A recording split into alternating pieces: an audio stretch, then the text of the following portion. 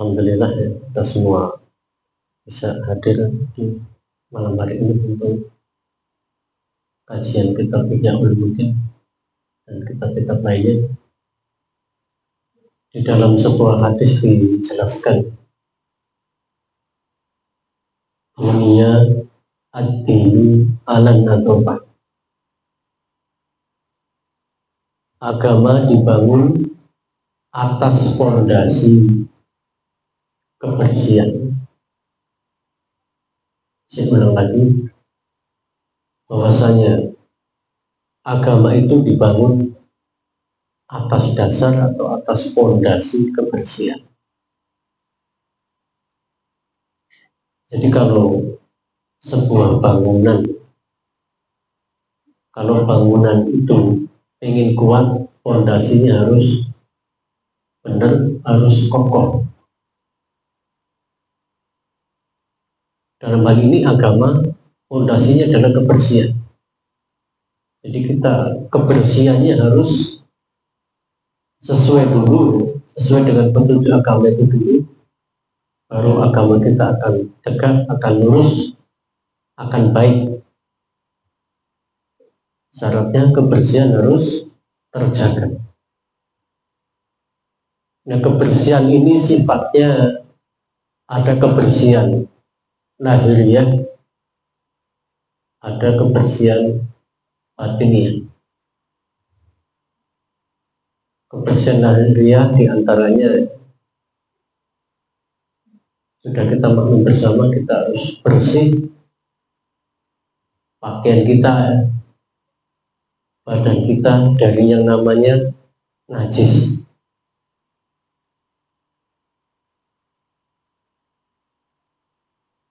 Selanjutnya yang dimaksud dengan kebersihan batiniah, batin kita harus terbebaskan dari sifat-sifat yang tercela,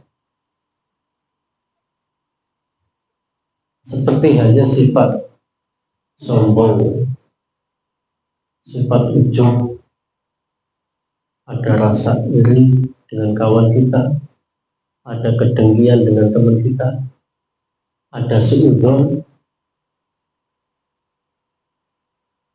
dan sifat-sifat tercela lainnya yang ada di dalam hati kita. Hendaknya kita bersihkan.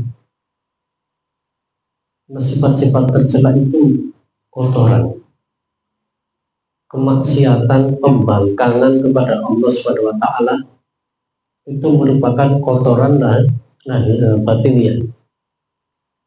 Seperti halnya orang musyrik itu, kita bisa melihat mereka non-Islam pakaiannya bagus-bagus, bersih-bersih, badannya juga habis mandi pakai sabun wangi otomatis. Tetapi dalam Al-Quran dikatakan bahwasanya innamal musyrikuna najasun, sesungguhnya orang-orang musyrik itu najis. Najisnya orang musyrik itu bagaimana? Karena mereka menyekutukan Allah, menganggap, meyakini ada Tuhan selain Allah. Ini bentuk perbuatan yang masuk dalam kategori dosa yang paling besar, dosa musyrik.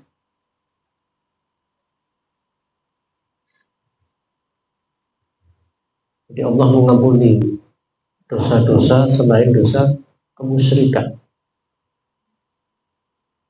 Jadi kalau sudah musyrik, ibarat kalau fondasi ya sangat rapuh.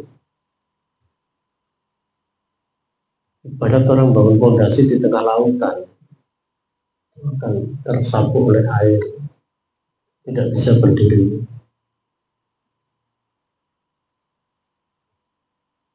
Itu gambarannya.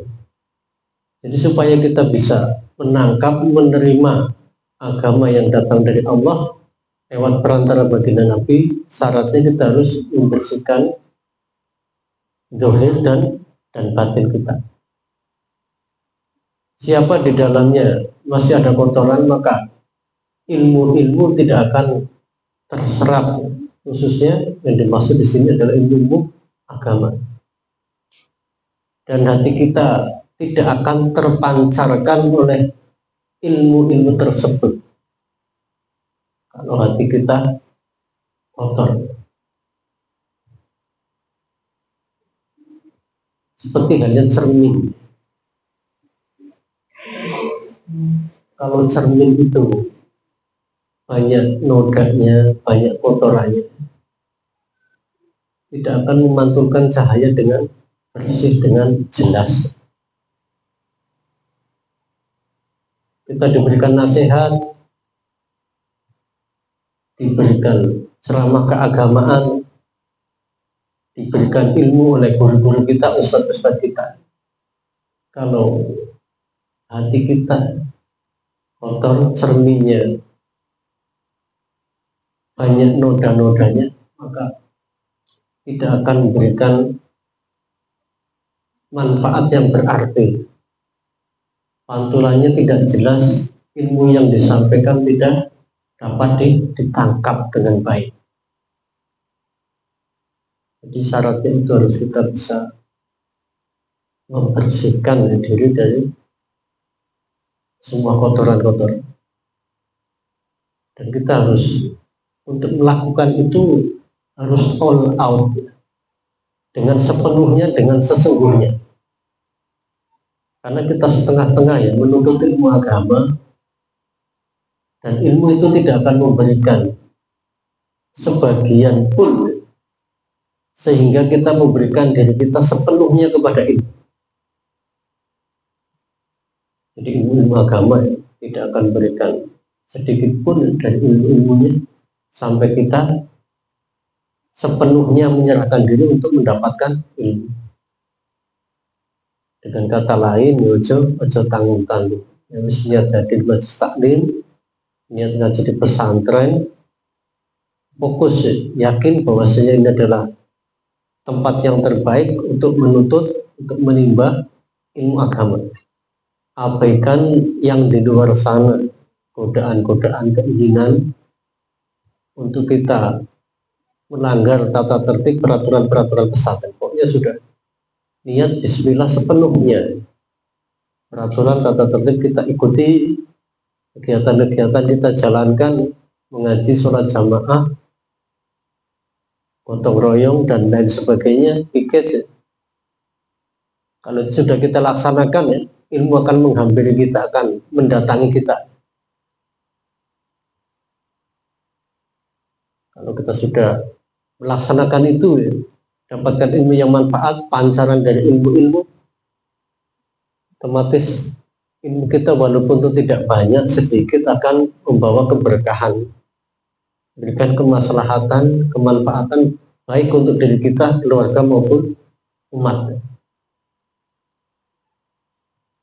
Karena kemanfaatan ilmu, pancaran ilmu tidak diukur dengan banyaknya kita mengaji, banyaknya kita mengkhatamkan kitab-kitab.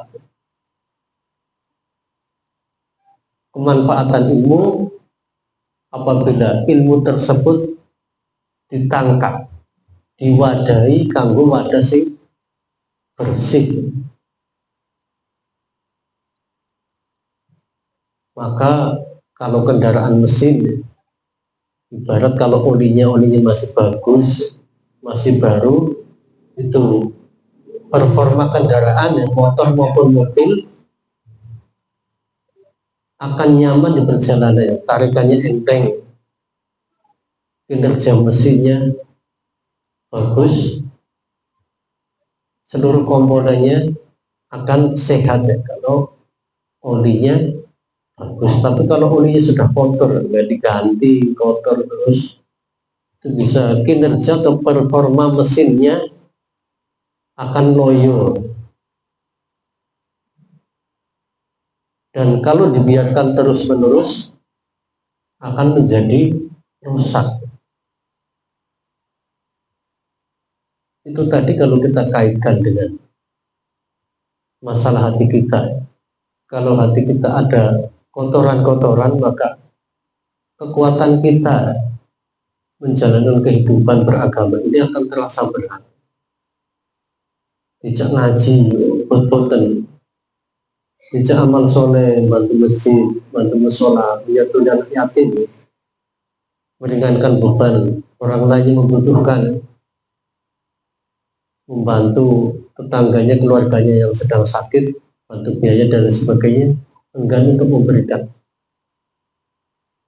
Ini kan ada kotoran-kotoran penghalang.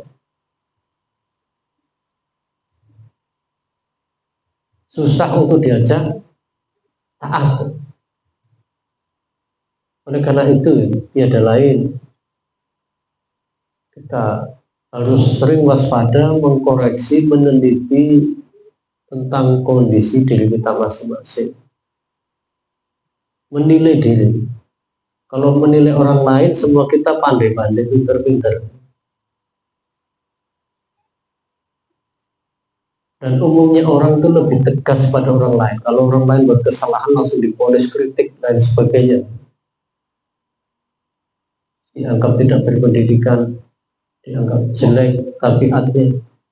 Sementara apabila kita sendiri melakukan kesalahan, melakukan dosa-dosa, kita enggak mau mencemoohnya, tidak mau mengkritiknya, dianggap hal itu hal yang biasa. Orang seperti ini juga di dalam hatinya ada penyakit. Dalam kajian Ihya Ulumuddin tadi sore itu dijelaskan agar bagaimana caranya supaya kita jangan sampai terkontaminasi ada di hati kita sifat kesombongan. Sifat sombong itu jangan sampai melekat di hati kita, karena itu salah satu daripada penyakit hati, dan Allah sangat membenci kesombongan itu.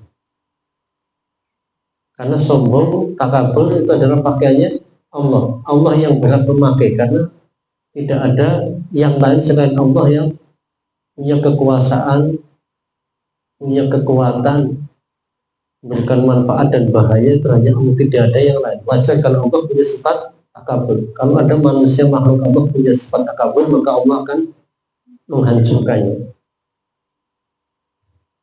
Bahkan sombong dengan orang yang sudah nyata-nyata orang jelek, orang sesat, ahli bid'ah, orang-orang fasik, namun tidak boleh. Kita boleh membenci perbuatannya, tetapi dengan orangnya kita tidak boleh merasa kita lebih baik daripada mereka.